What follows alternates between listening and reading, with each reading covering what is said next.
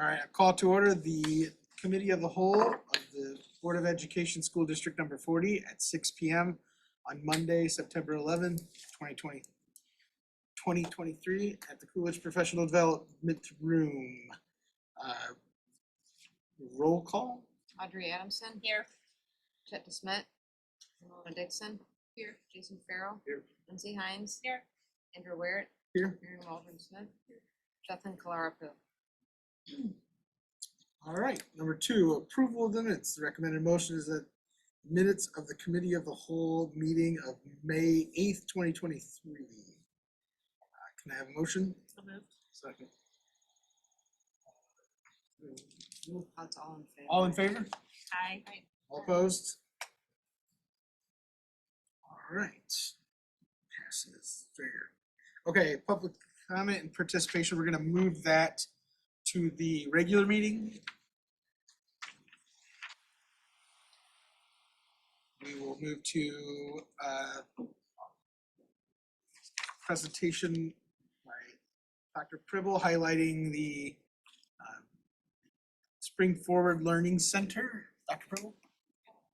Good evening, everybody. Thanks for having us tonight. We're excited to talk a little bit about our partnership with Spring Forward. As you recall, with our ESSER, American Rescue Funds, there was some set-asides in there, and when we originally planned, is we budgeted some funding to partner with Spring Forward for the last couple of years. But due to the year prior, last year, due to capacity and things like that, we didn't have the opportunity to have that partnership go.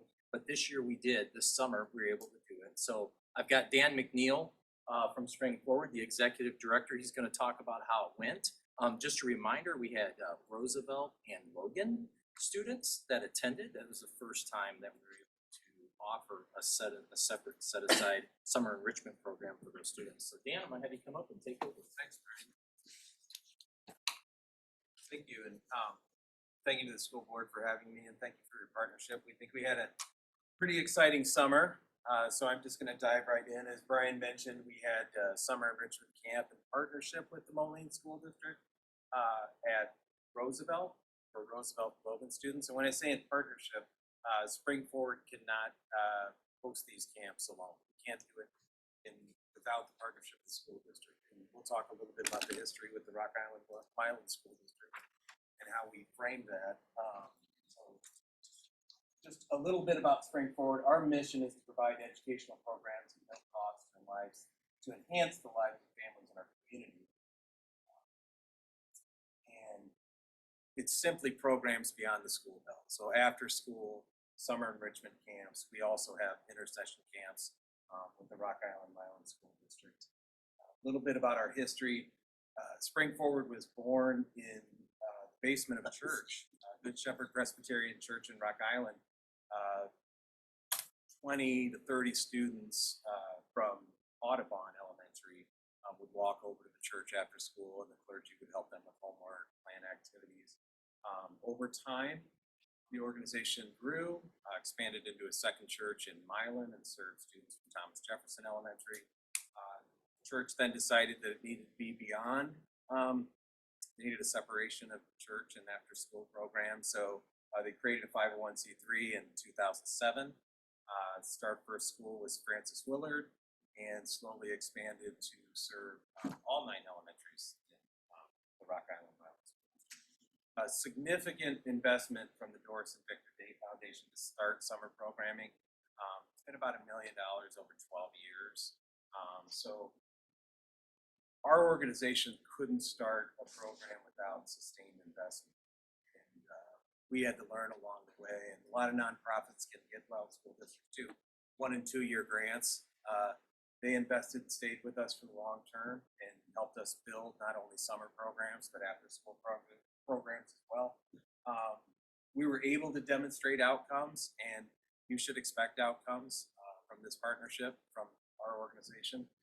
And that led to more district investment, especially with ARP funds, 2021-22.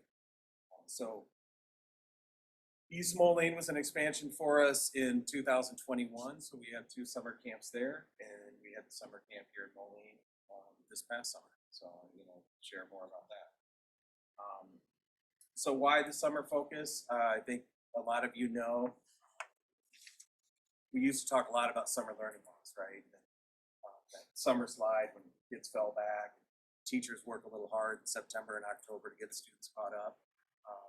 Discussion shifted post-COVID to learning recovery, so that was a lot of focus behind our program.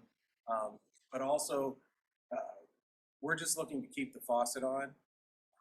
Summer is a fantastic time for a lot of kids. They have a lot of opportunities. Maybe they're heading off to science camp or vacations or sports. A lot of our children don't have those same opportunities. Heard it referred to as, summer can be the most unequitable time in America, right? In public schools, all of our kids have some of the same opportunities, the teachers, the extracurricular activities, the sports. But when summer rolls around, we have a lot of kids watch their more affluent peers go off and have pretty fantastic summers, while other kids are literally waiting for school to start, right? I'd add meals to that equation. There's just a lot of things that our kids don't get when school's out. So that's why we try to keep it possible. So we had 61 students entering 1st through 6th grade from Roosevelt and Logan. 45 students attended 19 or more of the 23 camp days. That met our expectation. We always have a little attrition. The program is provided at no cost to families. So this is a camp where we have some students that are recruited. The process, we work with both principals, staffs at both schools to recruit students the same way you might recruit students for summer school. So looking for those students that are struggling academically, the idea is to lift them up over the summer months. We always tell people it's not summer school, it's summer camp. But as you're going to see, the academics are infused in. Just really briefly, we have a camp theme. It's Be the Light, and that's to honor a friend of ours, Dale Owen, who passed, was the former CEO of the Central Credit Union. That's the message he left with us, was Be the Light. And it's be the light for yourself and for others. So throughout camp, it's if we catch kids helping other kids out, being good to each other, then we have Be the Light stickers. It's on the t-shirts. That's actually a Be the Light park that's dedicated in Bettendorf, so they stop there. Trip with the family. 5 certified teachers from Logan and Roosevelt. And then we also have 5 camp counselors. That's your staff at each campsite for 61 campers. This is the schedule, and it's important for me to tell you, we didn't create this model. It's based on research from the Wallace Foundation and looking at best practices in summer. And the idea that summer camp can be more effective than be that cold, mandatory, punitive model of summer school. You increase enrollment when you add enrichment and fun activities, and honestly, we have the approach that our kids deserve amazing summers. So starts with check-in and breakfast. Morning hours are for academics, teachers working in cohorts of 15 students. We keep numbers low. That's the benefit of out-of-school time programs, is they get more individualized attention. So each teacher works in tandem with a camp counselor. So you have reading groups. Another group might use technology. Camp counselor then can work with other groups and support. Midday, lunch and play, and then afternoon are for enrichment partners. That's the Monday through Thursday schedule, and every Friday they go on a field trip. We do ask that campers are there Monday through Thursday to attend the Friday field trip. I always tell people we don't enforce that. If they miss a day, excuse me, we're not keeping them home from the field trip. And we understand sometimes it's not the camper's fault, right? So, but we work on that. So morning instruction over the 23 days, 40 and a half hours of math and reading instruction. 52 hours of enrichment, and that's when we add in that afternoon enrichment and the field trips. This is a list of partners that came to Roosevelt in the afternoon, and that's a list of our field trips. you'll see they went to the Figgy, Western Illinois, Nahan Marsh, Bednor Family Museum. A couple of field trip photos. And then we have an event called Stepping Up for Summer Learning. Campers, not just from Spring Forward camps, but also Boys and Girls Club, YMCA's, Martin Luther King Center. It's just a reward for the work that our kids are doing over the summer and reward for our staff, everybody. All the community partners set up activities on the arena floor. It's organized chaos. It's a lot of fun. It always works out. Event sponsored by John Deere. That's camp, and I'm sure there's things that I didn't cover, but I'm happy to answer any questions that you have. What's the criteria for families to be eligible here? So it is similar to how you would recruit students for summer school. So we work with principals and excuse me, to look at MAP scores, grades. Attendance is pretty important because we want students, campers, who will attend and participate in the program. Again, we know there's always going to be a little bit of drop off, and we plan for that. Behavior is also considered. Being a nonprofit partner, Spring Forward is considered a privilege, and so if students don't meet, I guess, our expectations, we have discussions with families, and we've had students that haven't made it through camp. The plan numbers wise, like in terms of what the capacity, I guess, of the program is versus what we'd like to see it at in the future for this size, like serving 2 schools or whatnot and the different programs. So I guess, is this kind of a good sort of comfortable number sort of that you would hope for moving forward as well, potentially? We can expand. We've been comfortable up to 80 students, 80 to 90 at a campsite. We just increase staff accordingly. Some of that too is also about your buildings in the summer. That's also, we understand there's capital projects and other happenings. So I think Roosevelt was chosen because it was air conditioned, and working with those 2 schools thought was an easy first step. But yeah.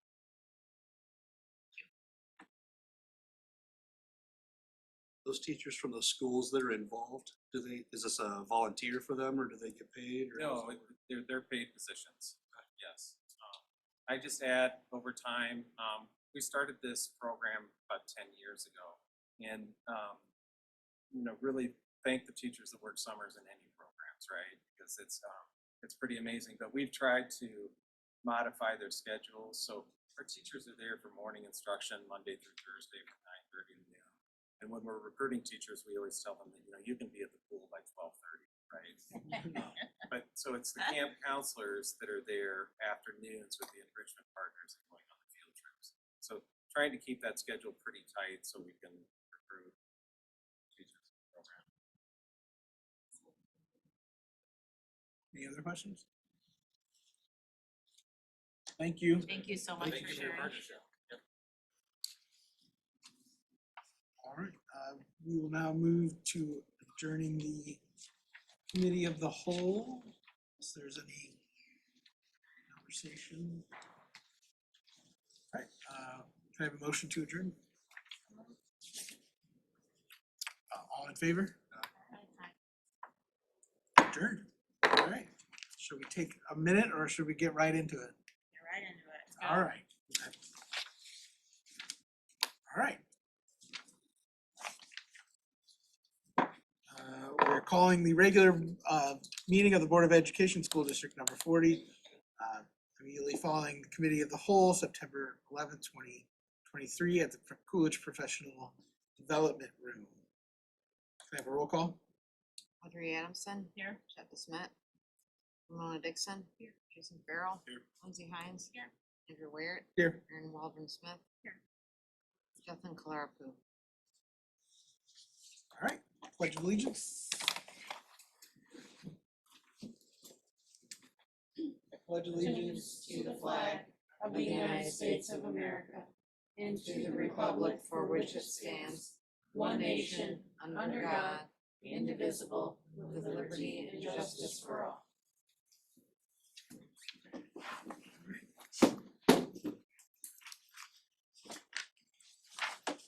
All right, move on to approval of the minutes. Motion is to, A, approval of the minutes of the open session of the regular Board of Education meeting of August 28th, 2023. Can I have a motion? So moved. Second. All in favor? Aye. Opposed? Abstentions? Next, can I have a motion for approval of the minutes of the closed session of the regular Board of Education meeting, August 28th, 2023? So moved. Second. All in favor? Aye. Opposed? Abstained? All right. All right, communications, public comment and participation. We do have one, John Kornmesser. Come on up to the podium if you have 5 minutes. Alright, hello, how's everybody doing today? My name's John Kornmesser, and I would like to speak about a possible boys bowling team at Moline High School. I am a volunteer coach. I've been an avid bowler for 38 years now. I mean, I'm not a professional. Maybe if given the opportunity, I could have made it there someday, but I never did. Last year when we started, there was allowed individuals and not a team as per Title IX, that the equal between boys and girls teams, so there was kind of a problem with that last year, but they was able to do individuals. But last year we did have one boy that he did make it past regionals, so I mean, we do have bowlers in our area. Bowling is a great sport for kids with disabilities. It's not so much of a super athletic that any child can do it. I mean, you don't have to be super fit. I mean, you can be as chunky as me and still do it well. The big thing, this year, the bowling season starts October 23rd, so I'm trying to hopefully get something going. I heard this year that a girls cheer competition sport was added, so I was kind of hoping that we could do something this year and get it going. Last year we had 5 boys total at the end. It started with 7, but it kind of didn't keep going, but given the opportunity. The thing is, I know finances are a thing. I am volunteering. I would be glad to coach, but I don't want no money for it. And if there's problems with the time is which needed at the bowling for the practice, I will cover all that charges. I mean, that's not a big thing. I'm not a rich man, but I'm just trying to give an opportunity for the kids. As of right now, the last I checked, in the state of Illinois, there is 12 colleges that do have a boys bowling team. Augustana, for one, being local, which is good. And if kids given the opportunity, there are many scholarships out there to help these kids make it through college, because as you know, it's kind of tough nowadays with finances and stuff like that. But the main thing is trying to give the opportunity. I am good friends with the head coach for Geneseo Boys Bowling, and there is currently 3 high schools right now, which is Geneseo, Rock Island, and Sterling, that have boys teams.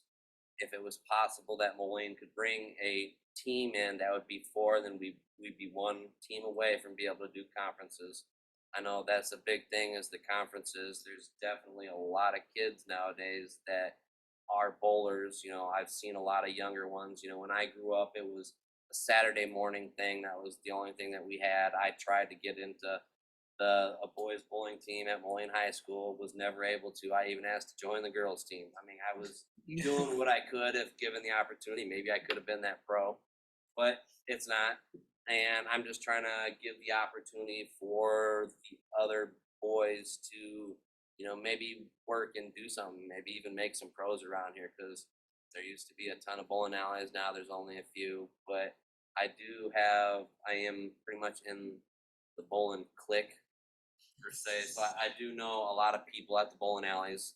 I do have a lot of friends. I mean, there is so many ways to make fundraisers at bowling leagues and things like that. Like when I would bowl bowling leagues, we would always have kids coming in to sell their candy bars, and there would be just bowlers that would buy whole boxes. I mean, that's the thing. There is a very good genre of people that bowl that are giving and helpful, that are willing to donate and help out as much as they can. And I like to speak for myself. Like, I don't want to get paid for this. I just want to give the students the opportunity. And like I said, I would cover personally if that's what it takes to make things happen. You know, to get the lanes. I could pay for the regionals. I mean, just let me know. I mean, that's the only thing is I'm just trying to bring another sport to the boys and give them the opportunity. And my friend from Geneseo, the coach there, told me he has 3 children with disabilities that bowl. All bowling houses, they all have the opportunities for children with disabilities to get down there and help. And you know, and it is good for them also to help be active on things which normally they wouldn't be active on. I mean, the whole idea of bowling, I believe, is fun. Everybody has fun. I mean, yes, there's competition. Everybody wants to beat the other person, but for the most part, that's what it's all about, is fun and something to go along with the school is to be fun. But if you got any questions for me about anything? Yeah, in public comment, we're not supposed to like interact. I guess not interact. But Oh, just I'm go sorry. back and forth. I've never done this before. Yeah, This is it's my all first right. time. So we're not ignoring. We're not ignoring you. Okay. Great But, information. but we're just gathering information. So, Okay. okay. But I appreciate your time and Yes. thank you. And somebody will Yeah, get, we'll be in touch. we'll be in touch. Okay. All right. Thank you very much. Thank you. Everyone have a wonderful night. You too. Thank you. All right. Next, unfortunately, we don't have our student board member. He is sick tonight, so we won't be able to do Table that. Table it. table that. Do we have to Yeah. vote that? Okay, is there a motion to table number 5? Second. All in, Table. Motion. Yeah, I would just say all in favor of table. all in favor? Hi. Any opposed? Motion carries to table that. Okay, now we'll go to the consent agenda. Yeah, did I see there any changes? No. Nope, no, I did not hear of anybody that wanted to do anything for separate consideration, so. Okay, all right, this may be the first time in a while. All right, a recommended motion is that the Board of Education approve the actions contained in the consent agenda as presented. A motion, So moved. Second. all in favor? Oh, Oh, no, sorry, roll call. Ramona Dixon. Aye. Jason Farrell. Aye. Lindsay Hines. Aye. Aaron Waldron Smith. Aye. Audrey Adamson. Hi. Andrew Ware. Aye. All right, number 7, the amended allocation of elementary and secondary relief digital equity formula funds social studies curriculum. The recommended motion is that the Board of Education approve the allocation of elementary and secondary relief digital equity formula funds for renewal of the 6-year online license from McGraw-Hill Education, Columbus, Ohio, for grades 6 to 11 social studies curriculum at a total cost not to exceed $250,000. Have a motion. So moved. Second. Discussion? All right, roll call. Jason Farrell. Aye. Lindsay Hines. Aye. Aaron Waldron Smith. Audrey Adamson. Aye. Ramona Dixon. Aye. Andrew Ware. Aye. All right, number 8, the amended allocation of elementary school and secondary relief digital equity formula funds, Lead Moline Chromebooks and classroom tablets. It is the recommended motion that the Board of Education approve the purchase of Lead Moline Chromebooks and classroom tablets for the 2024-2025 school year from the lowest qualified bidder using the allocation of elementary and secondary relief digital equity formula funds for a total cost not to exceed $540,000. Do I have a motion? So moved. Second. Discussion? I do, I have a couple of questions. Can you remind me what we use tablets for? And is it, what brand, are we using iPads? What are we using? We've been getting more tablet requests now, with the adoption of using Class Dojo for the elementaries to allow students and teachers to use that data. And also with some students with disabilities, we've used some of those as well. For the secondary, it's Project Lead the Way and computer science, sorry. There's the new curriculum that we ended up going through that went 6 through 12, and then the computer science pathway that we ended up putting in.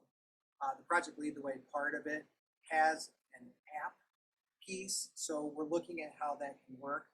We're actually, and Craig's been helpful in this too, we've also talked about seeing like what changes and things might be on the horizon, because it's technology, it's computer science, and one thing we know about the science, it's always growing. So it might be some changes for it, but that way a student has a device that's the. I'm done now. Any other questions or comments? Okay, all right, roll call. Lindsay Hines. Aye. Aaron Waldron Smith. Aye. Audrey Adamson. Aye. Jed DeSmit. Ramona Dixon. Aye. Jason Farrell. Aye. Andrew Wiggert. Aye. All right, now on to reports, requests, open discussion. Dr. Savage. Thank you. Okay, at your station, you should have one of these handy dandy handouts that review the mandatory board member training for board members. It's got a nice detailed breakdown of the different trainings that are required and also the timeline associated with it. So new board members, 90 days has recently passed from your term of appointment. And that would have been the expectation to complete the OMA training. There are a couple of other trainings, especially the new trauma in-force training that comes into effect this year, that board members have this entire school year to complete. So you should be able to log on to IASB and take any of those at your own pace online trainings whenever that you can. And I'm not sure, one thing I'd have to double check with the transition from Stephanie, if any of you submitted certificates. I'm not sure if we have those updated on the web. I can get those out of the Illinois Association of School Board website and get those Okay. printed and make sure Do we need if to they're all resend ready to go, those? that we're updated. I don't think they're on the site, but do we just need to resend them? If you could resend them to Kristen, then we can work with Ed Tech to get them I posted. have her access. Okay. I was given, so I can get in there and do stuff now.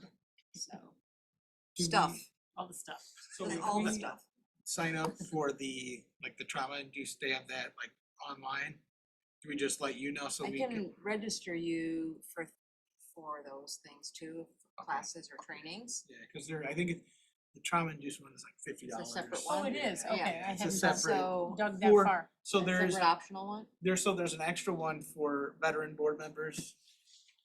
But I think your guys, the new board members, it was included in your initial And it training was like a package. bundle, okay. Yeah, but for we need to do us three, Okay. that we would need to do the veteran board Okay. member training. We can get you So, registered and get that Aaron, cost Andy, covered. and- Okay, Audrey.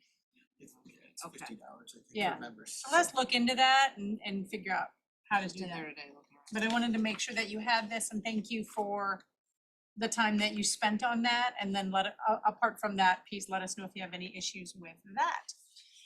Did want to bring forth a proposal. I've been having some various conversations about a possible change to the location of our school board meetings beginning in January or second semester, right about then. I guess that's also in January.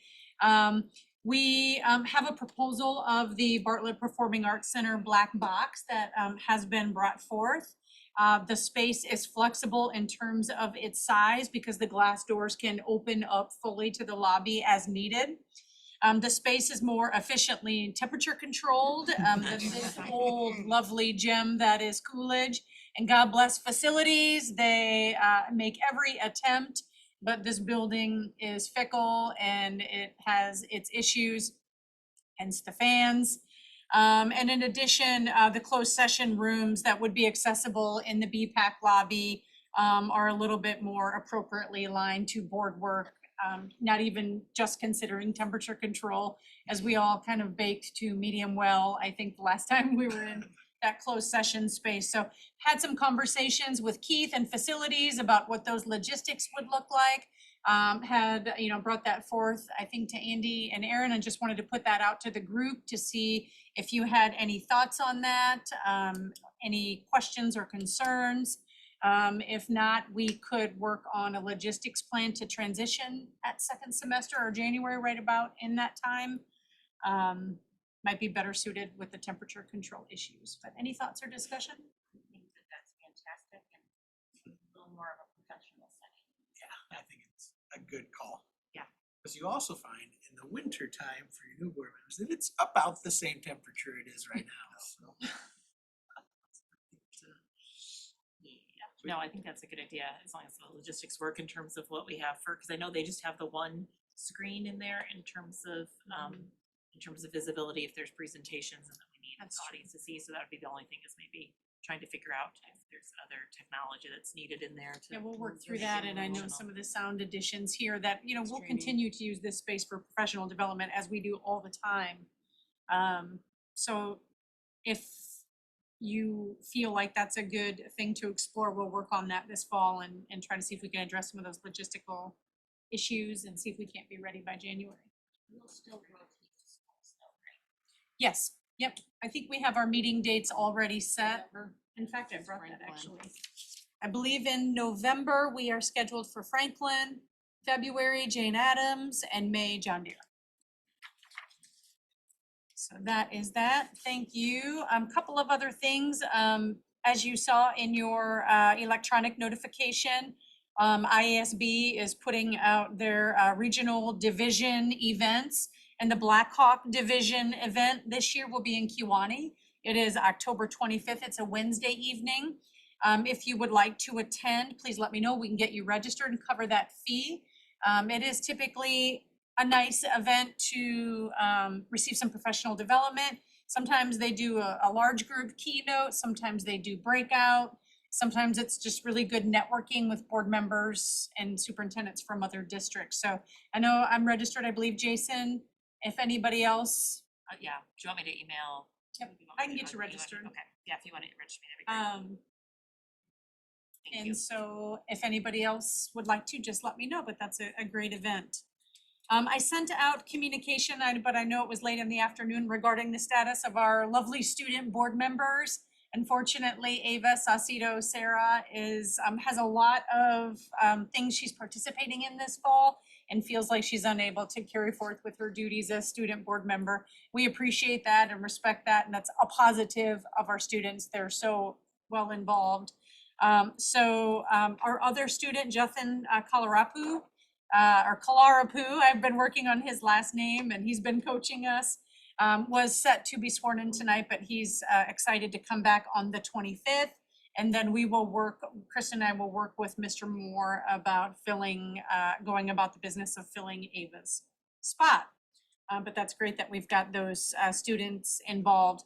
I actually have almost 60 high school students signed up for this year's Student Advisory Council.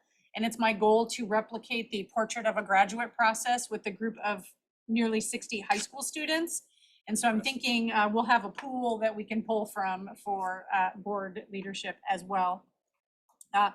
Two other things, I wanted to congratulate the district leadership team, especially the curriculum department and the ed tech department, on their fantastic work on dropping everything and getting that digital equity federal grant monies, getting that, working with Tara to get the board agenda amended so that we could get that submitted in IWAS, get it approved, and be able to have those purchase orders in hand by the end of this month. It was a really tight timeline. Matt, Brian, and Craig and others in particular dropped everything on Friday and were surprised as anybody. I know Ramona, you were asking about that too, that they came back with formal approval already that day.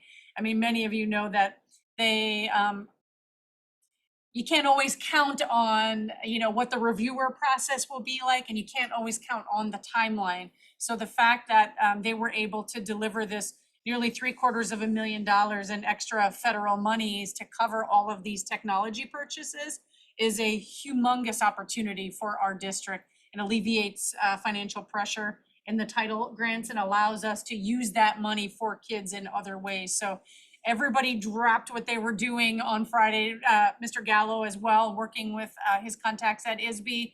It was just a great team effort to get that done. And so I just wanted to give them a shout out. And lastly, we're actually hosting Edwardsville School District this week. They're about 3.5 hours away, but they're actually one of our closest comps in terms of student enrollment and student demographic and need. And we're receiving kind of informal statewide appreciation for our work on the Aspire program. So shout out to the Board of Education for your vision on the Aspire program. They're coming specifically to tour Aspire, but also to learn about how the alternative program and the regular high school program marry, and how that benefits students so they're not locked into one particular educational pathway. It can ebb and flow with the needs of the student. So they're very excited to come and see that, and see our PE center and the Bartlett. And they're just excited to come and learn from us. So I wanted to also affirm the board's work on that as well. And that's all I have.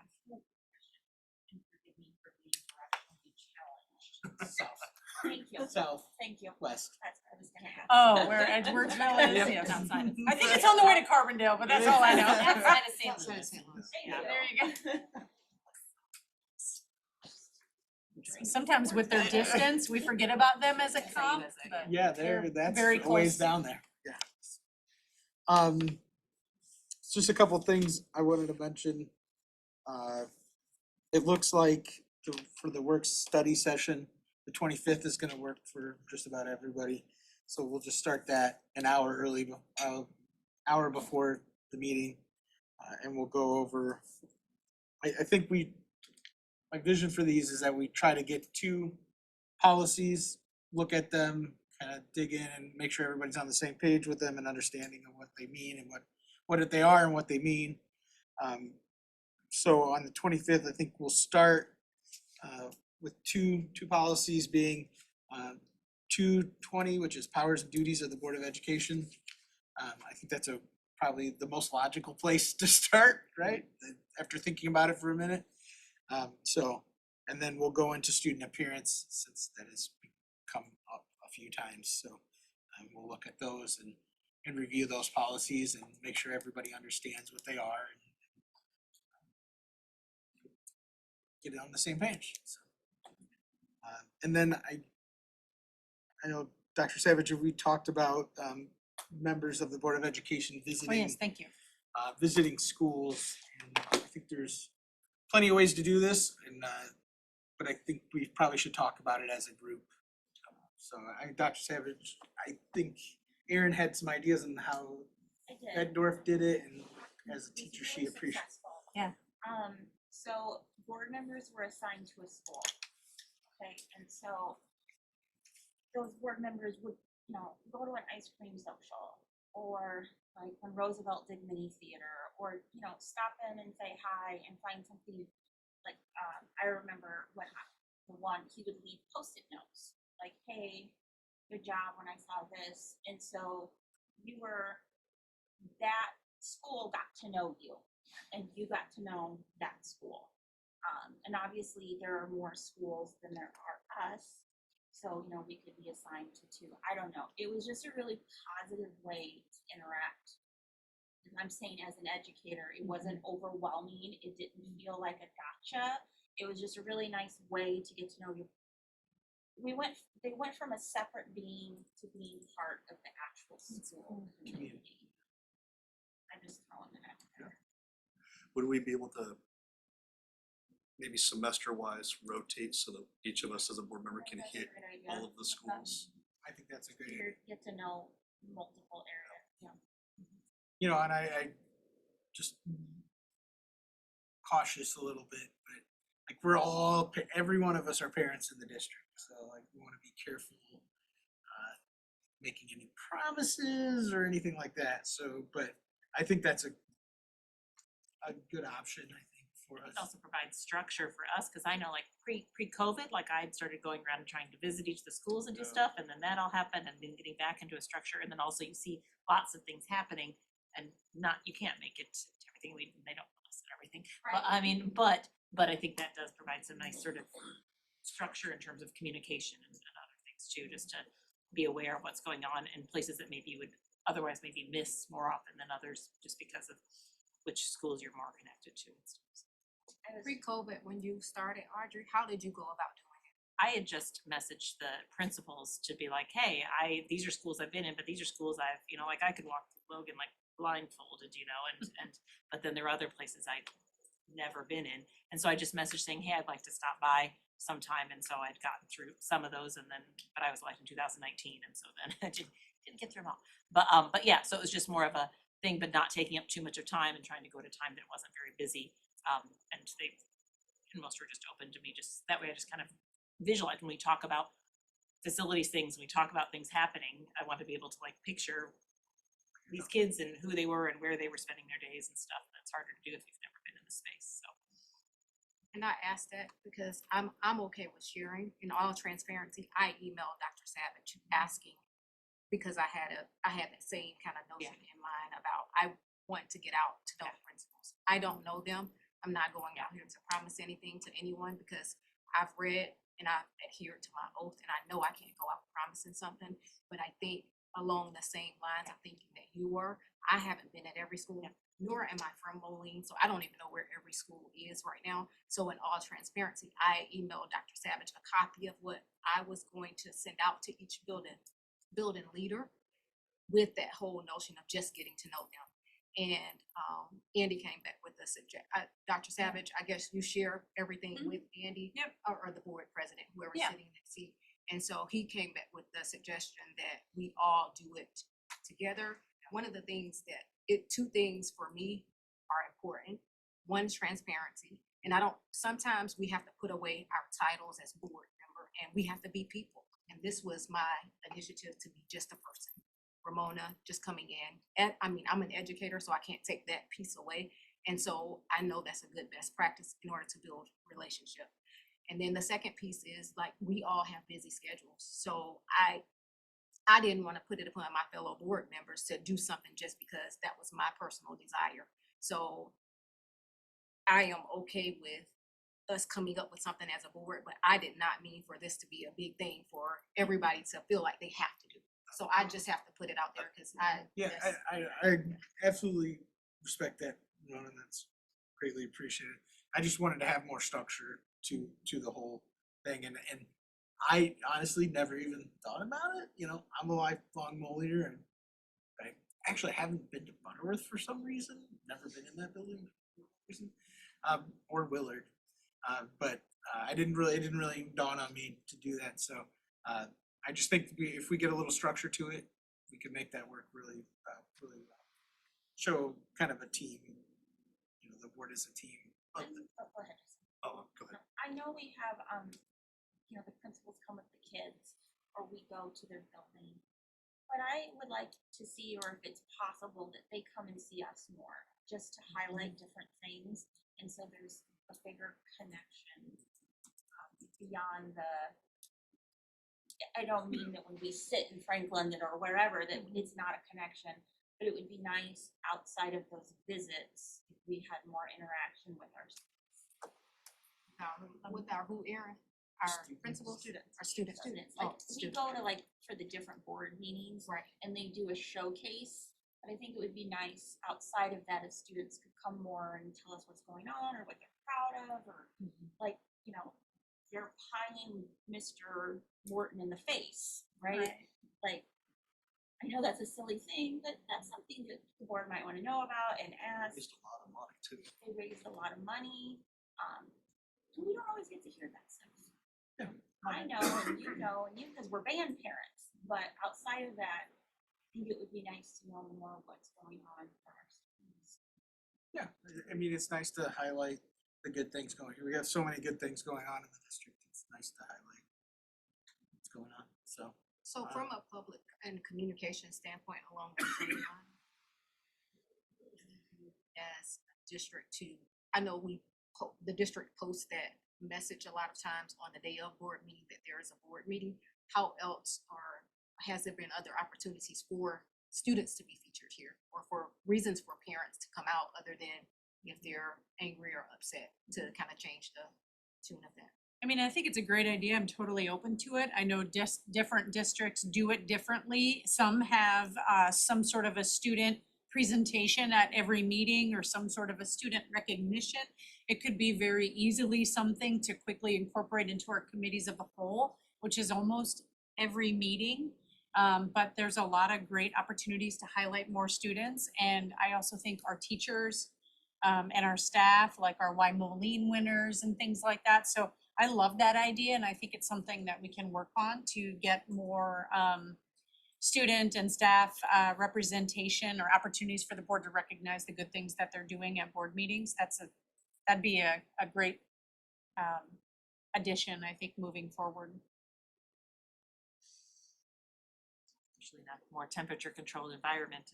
Yes. Temperature controlled environment, yes. And to piggyback, Ramona, on what you're saying, I mean, full disclosure, the last few weeks, I've been pushing Andy pretty hard on these work sessions because I've been personally asking for them, because there's been some things that have come down through emails that, you know, as a new board member, I go, what's the right way to respond, if I respond at all, or does it go through our board president? I mean, there's been after school, there's been facilities, there's been all kinds of things.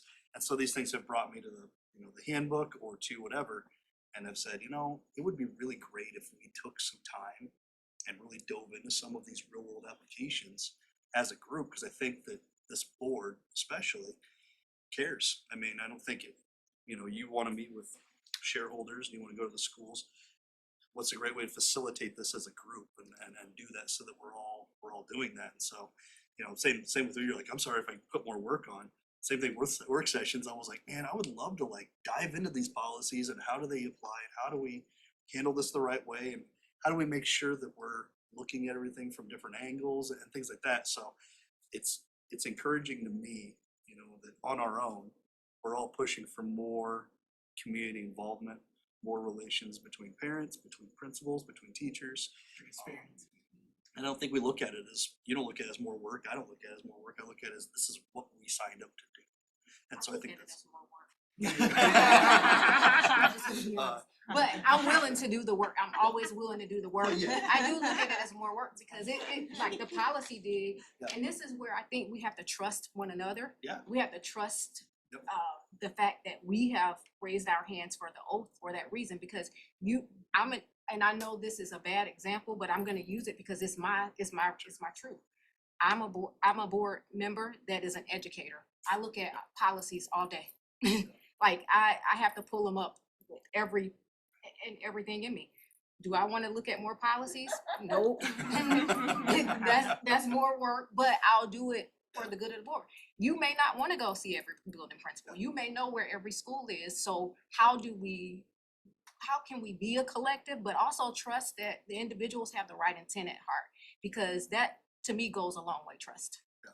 So I just believe in transparency. Say what you have to say. My skin is really thick.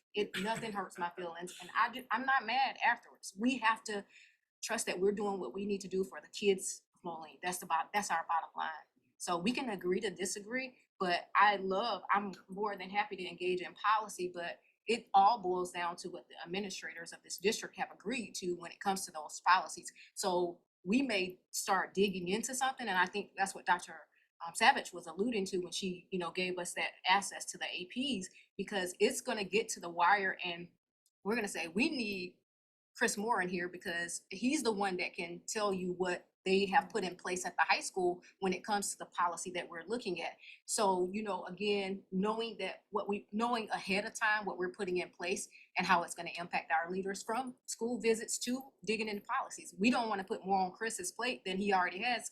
I just received the email today as a high school parent. He has enough after school. Like, it's a number of clubs and different things that are going on that they have to do supervision on. So just us as a board being mindful of, this is what we desire, so how can we, maybe this year we do what you guys are needing as far as jumping into the policy, and we don't go do school visits, because that's a lot on everybody around the table. That's a lot on the administrators, you know, that are district level to do an extra meeting, and then it could impact our building leaders, namely our secondary, you know, so that's always how I'm gonna think, and I would hope that over time, we trust each other's expertise in what we're bringing to the table. Anything when it comes to unions and Andy's gonna be, I'm like looking straight at him, like Chet, and because they'll be able to, they have that background knowledge and information, and so I'm gonna trust them till till they evidence to me that I can't, and I will hope and respect, the individuals around here when we do the same. So it's good conversation. Go back to the bowling team really quick. I have We're open discussion. Yeah, I'd Go like to for go it. back to the bowling team. I don't really know how that works. Like, so if there's interest in the bowling team, how does that work? I get Title IX if there has to be a volley. I totally get that. But how does that, there are people who want to bowl. How does that move in to actually? I think there's a difference of whether it's like an intramural or a student club. Those are generated by students. So Okay. students can start a club on anything and everything. I believe they just need to find a staff who's willing to supervise. So there's a difference, I think, and jump in HR and secondary. A student can initiate a club with fellow students as long as they find a staff to supervise. There's after school club and intramural, and then there's IHSA sanctioned sports, which has a whole different laundry list of criteria that need to happen. If it's a paid coach, is it a part of a conference, kind of some of the things that gentleman was referring to. So I definitely need to do some digging to find out what this situation is, but I think it depends on the level of the sport. Again, just a club or activity, an intramural, a state sanctioned sport. Those are the differentiation that we'll have to figure out. I don't know if anybody else wants to add anything to that. I would just add that if there's gonna be anything that is, a coaching position, then there could be contract implications as far as differentials and stipends and those kinds of things, so we'd have to see how that all materialized. So if it's intramural though, does the staff member who is like overseeing get a differential, or are they there just for volunteer if it's an intramural? The differentials are set. We have right? clubs where people are volunteering their time, but we also have, obviously, as you know from the contract, quite a bit of differential and stipends that are paid. And then how those are assigned are often determined by, our collective bargaining agreements. Well, while are you done with Yeah, that? It's the go for it. same. The with the softball field, is there like, to be timely? The whole sports in general in Moline. How can we begin to have a conversation around that? You know what I'm saying? Because it's absolutely, several yes. things that Are you have talking already about facilities? sports, athletics, and facilities, because they kind of go hand in hand. When we were out on our election, it's evident that our boosters, like just people from boosters and individuals that are parents of different sporting programs in the Moline Coal Valley School District have concerns about, just the timeliness of certain things, whether it's the facilities that they utilize for those programs and upkeep and upgrades and the student actual uniforms and things like that, and how boosters is responsible for the majority, the lion's share of the funding. So can we talk about that? And I think it will, sorry, go ahead. No, yeah, I just twinkle in my eye, like a light bulb's going on.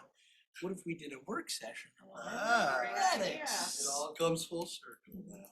We could do a work session and we could just maybe we could get Todd Thompson to come in and we could ask him questions, or just maybe the boosters can come in and. So Mr. Gallo and I met with boosters, I was gonna ask you and that had we happened. started to establish that relationship. Make sure that, meeting introductions and things like that. And, we saw the gentleman's email regarding some of the facilities concerns around softball. Thank you, sir. Appreciate that. And so one of the things that Mr. Gallo and Vince can jump in, and Keith Carson's Director of Facilities had a conversation about sitting down, onboarding Vince, and taking a look at all of the projects and all of the needs. So obviously, the last 5 years have been fully packed with large-scale capital projects in 4 elementaries or multiple elementaries and the high school, over $45 million in capital projects. And so all the maintenance, all of the other normal upkeep kind of got pushed to the back burner because of the sunset deadline date of these of the federal emergency dollars. And the last of that is being spent on these HVAC projects that are almost finished at Washington and Lincoln Irving, thank you, and that's it, I think. So those are almost complete. We've transitioned the chief financial officer, so now it's time to revisit the facility plan and to sit down from a facility standpoint, from a financial standpoint, and from an athletic standpoint, identify what the projects are, prioritize those projects in terms of needs on down to wants, determine those costs, and then we need to get a plan in the next smaller amount of years, not 10 years, but I'm thinking less than 5 years, where we can get a plan to start addressing and getting back to our regular maintenance and upkeep. And some of those fields, I know, haven't been addressed in decades, and they're due. Some of them are safety issues, some of them are aesthetic issues, some of them are both, but the needs are clear. And we really want to get to a point to where we can get them addressed. And so the community and taxpayers know what the plan is. We're going to do this year, this next year, and this the year after that. So that's the work that needs to be done in terms of Mr. Gallo getting onboarded with our finances and working with Director of Facilities and also with the athletic director. So Vince, anything that you'd throw in? I'd just like to say I've met with Keith. We walked some fields, kind of had some discussions on that. I've had conversations with Todd Thompson, kind of heard out all his concerns. And we've been brainstorming on funding for these projects and working with the Booster Club and continuing those conversations and coming up with a plan. So it is on our radar. We're trying to work on it and get that as soon as possible. You know, our boosters do a lot, and we're lucky and grateful to have parents that are so involved and want to step up and do so much. And we're exploring the opportunity with our next large, big capital project to be able to loop in some of these larger ticket item repairs and renovations that need to take place. So we know the timeline of that capital project, so that gives us the next handful of months to get a more definitive list in the right order based on the cost, and then figure out what are the smaller things that we can do each year and what are some of the big ticket items that we could perhaps loop into our next bond. I'm really happy though to hear, because I know when we were during election season, I know boosters did have, athletic boosters particularly had, I think concerns, and then I think there was just maybe some communication and some things where people needed to get on the same page, and so the fact that that conversation has already started to happen, and I think and we during that time did really encourage them to hopefully maybe come to meetings to share a little bit more about maybe what they did, because they do put a lot of money into some things, and to make sure that there's some good transparency about, so that the board always knows kind of what is being spent and what money's coming from the district versus what's coming from these organizations. So I think we're on our way maybe to making sure that there's a good, better picture of where all of our funding and how things are supported. But that's great to know that that conversation has started, because I know that was important. I have something, I'm gonna be the first to admit I'm not sporty, okay? I'm not sporty. So it would be nice to have John come, because I didn't know we had a new cheerleading team. I was really impressed when Rowan was telling me about the initial bonfire thing they had at the beginning of the year. They kind of went back to old school and did like when I was in high school, the bonfire and all that, and the kickoff. And that was just nice to hear. This board hasn't always had, you know, the most communicative relationship with our past ADs, and I'd like to see, that's the nicest way I can put it. I'd like to see that corrected so we can, you know, move on and have a better relationship. Necessarily wasn't that in the past. What I would like to have is in the next 6 months, that we can have a 5-year plan that's transparent to the community and transparent to parents and coaches and kids, and be able to have an opportunity for folks to give input on that plan, kind of like a public comment period, so we can say, these are the projects that we can do to address the safety and aesthetic needs of our athletic facilities. These are the projects that we can do in the next 5 years, and their associated expected costs and also funding sources, and allow for input from our community and our coaches and our folks that are on those fields, so that they can understand the rationale of why the projects are in the list that they are. So I think we can have that ready by spring to maybe communicate out to the community, have some public comment, so our taxpayers can rest assured that we have a plan, and we have a plan that addresses safety needs, regular needs, and aesthetics in a way that we can afford, so that our taxpayers can start seeing actual visible improvements in our facilities that don't have anything to do with HVAC. $1 million. I mean, I think the focus has been so recently Yes. on such these mega Yes. projects, these multi-million dollar projects, Yeah. that it'll be nice to Yes. have a plan of kind of smaller impact, Yes. direct impact. And we can, I Smaller believe we tangible can. things. Yeah, Our kids smaller are- our dollar, kids I are guess. gonna benefit from that. But what I was gonna add, I like that stakeholder feedback and input, you know, at the end, but if we could have those parents, coaches, and other people at the table, I think that would add even more value to it, so that they feel like they are part of the creation of this. It's difficult, you know, not to be able to support it from that lens when you've been a part of it. And now we have stakeholders out in the community letting other community members know, and it's not always us, you know, having to say, okay, this is what the board is doing, this is what the administration is doing, but we have other stakeholders, citizens, parents, or, you know, coaches, and different, you know, just a diverse set of people around the table understanding the why and the how behind that plan. Even before I got on the board, when we passed the 1% sales tax, we had a lot of those meetings. And, you know, that was 7 years ago, 8 years ago. So yeah, it's time to do that again. And you're exactly how it was. It was a very diverse group of people that came in to tell us what they wanted. You know, they broke them out into smaller groups, and they kind of all talked together. It was kind of similar to the Yeah. portrait.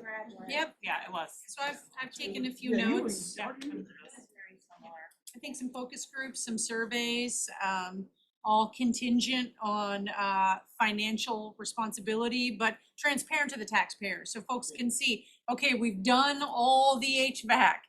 We've taken advantage of the federal emergency COVID dollars, and we've met the timeline associated with spending those dollars. Now it's time to sort of revert back to, as you say, you know, the smaller projects, but still have a big impact and better reflect who we are as a district. So I think that'll be a great plan to get that accomplished. I think we can get that rolling here in the next few months. I have 3 other things. Aaron. Oh, look at your watch. It's gonna be a quick meeting too. Yeah, didn't I say that today? I think So I don't know how many of us are going to the big III conference, but there is a session on board responsibility and policy, and I think even veteran board members would benefit, and I'm just asking everyone to consider going to that. I will be in St. Croix. La-di-da. Hey, can I ask a question about that? I had asked previously, and then Jason had asked, but we got different answers. Do we need to register for individual sessions as well? There's some pre-sessions that you can sign up for. I don't know if those are still open, but there's like the day before that. Okay. Or it's So, a but once pre- we're registered, we can go to Yeah, so whatever pretty they're much, offering. and there's an app and you Yeah. can pick and Okay. put your schedule together, but you don't have to register for them, it's just to Okay. help yourself keep track of them. Okay. And And sometimes they fill up. Yeah. Okay, that's true. I thought you did. Maybe I was the one that told you you had to sign up. I don't think That's a No, good Jason and I had both asked and we got different answers. You're not. No, I Yeah. don't believe so. Pre, Okay. yeah, there's pre like half-day things that are workshops, those require individual signups, but everything else is just show up, but having a plan is a good idea. Yes. So you have a session and then maybe a backup session that's somewhere close, and I think before, we've also all kind of talked a little bit to kind of divide and conquer sometimes, so that we don't have 5 of us in the same session when we could be at different things, learning about different topics. Piggyback on that, so as the delegate, we have to decide at some point if we're gonna present an issue I think that to the. date's already Yeah, passed. that's Oh, For already. is the it? presenting, Yeah, but instead, Oh, but instead, we'll get the packet and then you would have us all look at it and Oh, give that's you what it is. our, Okay. and let you know how Someone we told me feel. something last week about, okay, that's what it is, okay. Yeah, so So it's so We that vote issue. on those resolutions. So the The resolutions we resolution. vote on, Okay. but we haven't, I don't think, I think we might have. Did we miss that deadline? Yeah, Well, next year. Next year. I'm sure we'll propose something. Next year, we'll get more in front of it, figure out if there's an issue. but yeah, you can vote, yeah. Okay, the second thing is, do all of you get this? Yeah, just got to it. There was a really good article on page 7 about local control and board's policy manual. It's very good educational. I encourage everyone to read it. I went old school and used my highlighter. And I think it's very helpful. We all get it. I don't know if I'm the only one who reads it, but it's here for us as a reference and we should be using it. I pulled that up to bring to work with me. That's the one that just came, I like just got it today, today, Just got it today. today. I was gonna say seen that. that one yet. It just came in the mail today. I read it while I was eating my I snack. got it like 3 days. Really? I just got mine today, this week. Like, I don't, It also didn't get mail for like. Long Island, I stay up at least. no, but I'm saying maybe, I didn't know if it came to the office. Oh, okay, no. No, it came to the house.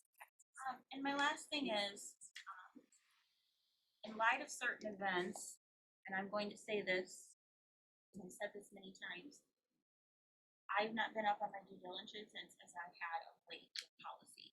With that being said, I think we no longer should just pass the second reading.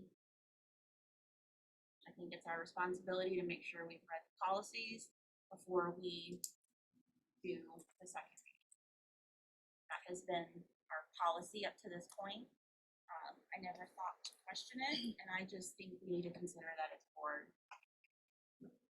Yeah, I mean, I think it's a good idea to give policy a little more look at. That's just the way, Aaron, we came on the board at the same time. That was what we were told, that's how we did it, and that's. So we certainly can not, you know what she's talking about where we waived the second reading.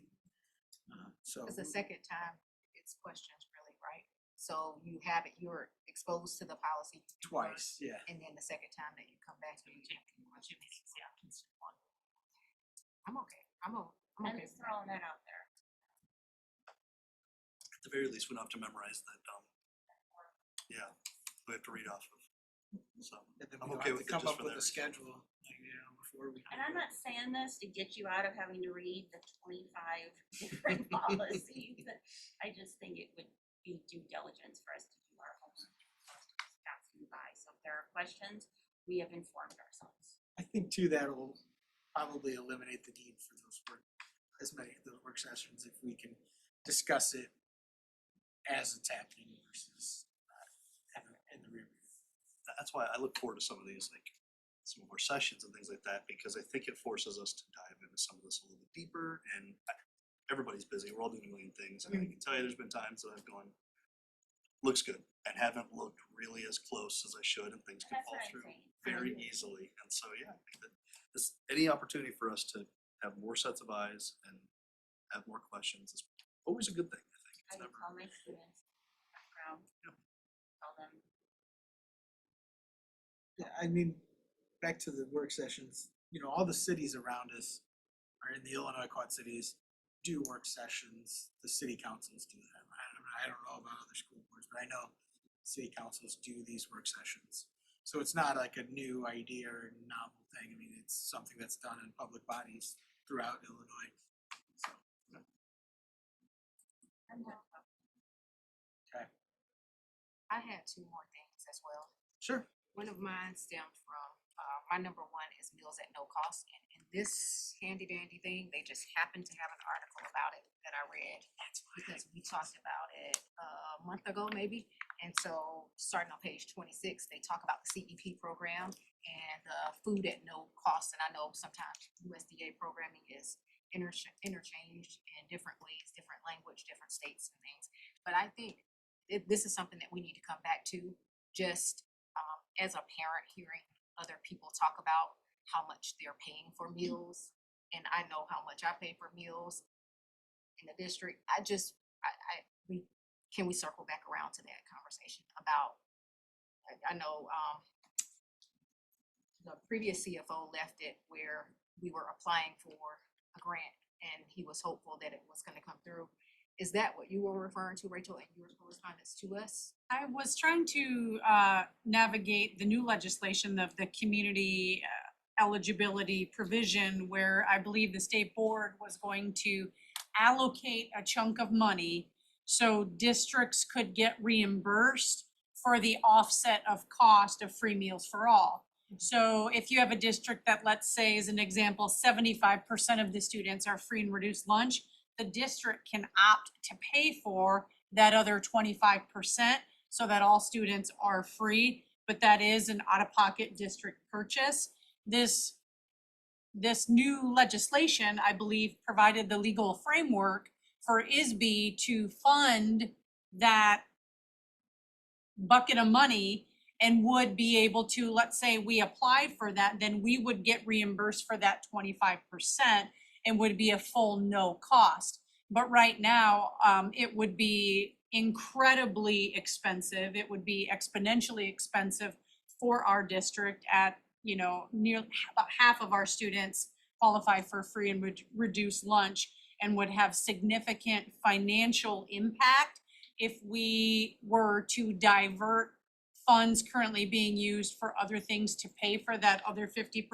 Not saying we shouldn't, not saying we can't, but ideally, if the state of Illinois would fund that, and now there's a legal framework for us to, let's say we wanted to do that, for us to apply and get reimbursement back. So it would be a true zero cost ultimately for the district apart from the reimbursement paperwork side of it. But right now, I don't believe that any significant dollars have been actually allocated by the state, which means districts that are choosing to take advantage or apply for this community provision eligibility are fronting the full cost. But again, it makes a difference, I think, in the percentage of free and reduced lunch. So if we were at a district of 90% of our students for free and reduced lunch, we might want to have real serious considerations about how much does that extra 10% cost, and how can we pay for it?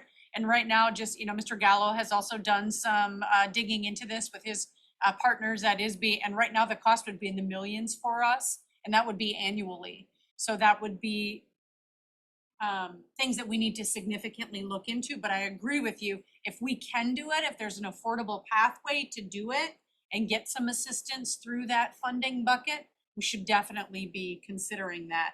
I just didn't know if ISB really came to the table with much allocation. Anything?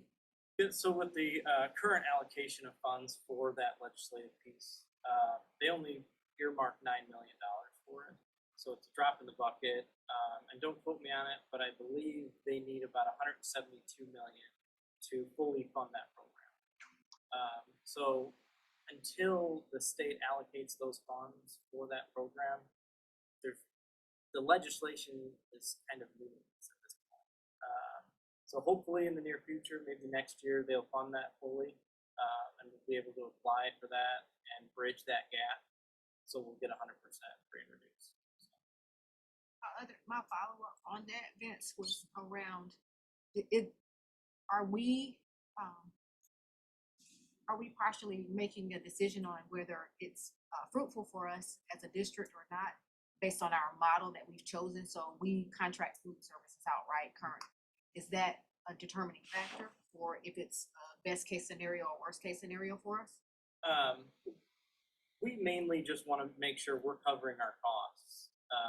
And if, you know, we're having to make up that, you know, 30-40% of those costs with district funds, offering those free meals, it's just not feasible, with our district at this point.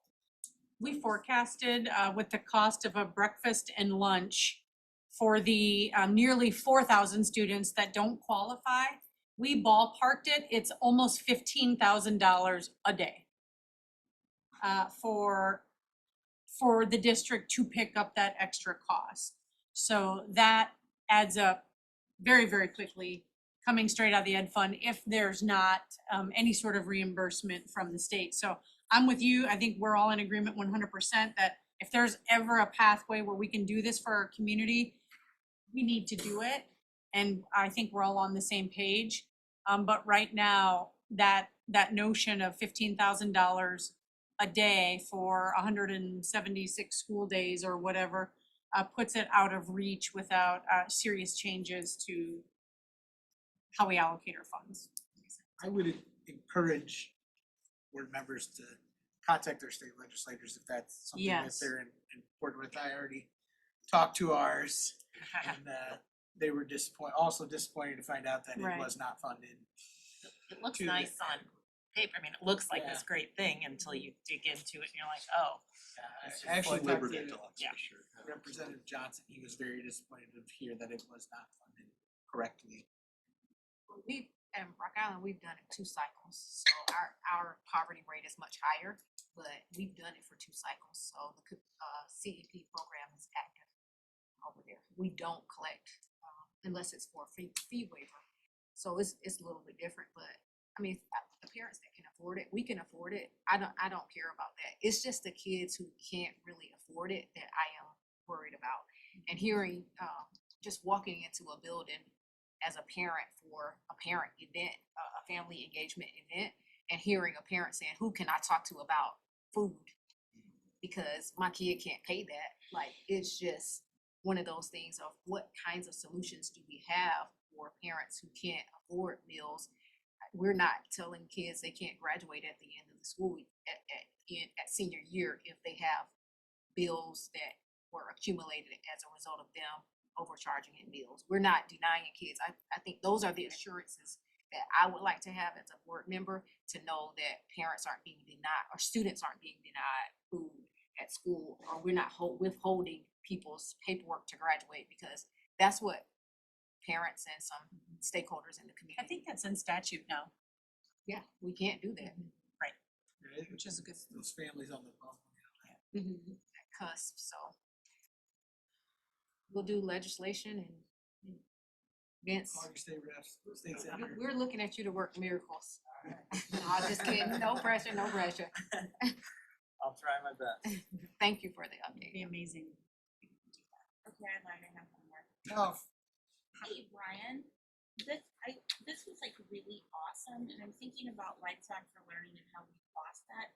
Do you know if there's any way that something like this could transition to the school? Like, is there any possibility of, do you know what I'm trying to say? As a law, Lights On for Learning, is this something that could? Yeah, actually, and talking to Dan, they are kind of dabbling